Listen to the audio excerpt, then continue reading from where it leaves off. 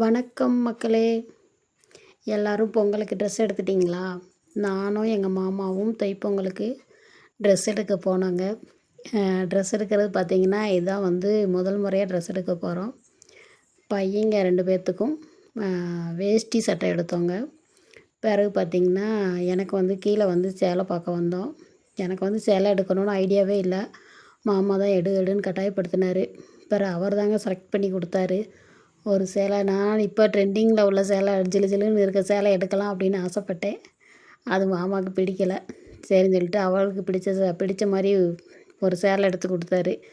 சரின்னு சொல்லி அதை வாங்கியாச்சுங்க. வாங்கிட்டு கூட்டத்தை பாருங்கள் எவ்வளோ கூட்டம்னு. சரியான கூட்டங்க இன்றைக்கி.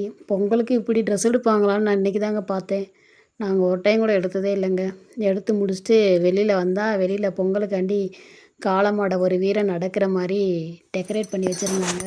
வெளில வந்தால் காளை மாடு அடக்கிற மாதிரி ஒரு பொம்மை காளை மாடும் ஒரு பொம்மை மனுஷனும் வச்சுருந்தாங்க. சரின்னு சொல்லிட்டு நானும் மாமாவும் அது பக்கத்தில் நின்று வீடியோ எடுத்தோம். மாமா தான் எடுத்தார். நான் போய் காளை மாடு பக்கத்தில் நின்னேங்க. ரொம்பவே அழகாக செட் பண்ணியிருந்தாங்க. பிறகு பார்த்திங்கன்னா பக்கத்தில் ஒரு பொங்க பானை ஒன்று, பிறகு பார்த்திங்கன்னா வீடு மாதிரி ஒன்று செட் பண்ணியிருந்தாங்க. ரொம்ப அழகாக இருந்ததுங்க. ஓகே உறவுகளே, நீங்களும் தை திருநாளை சந்தோஷமாக கொண்டாடுங்க. Okay bye.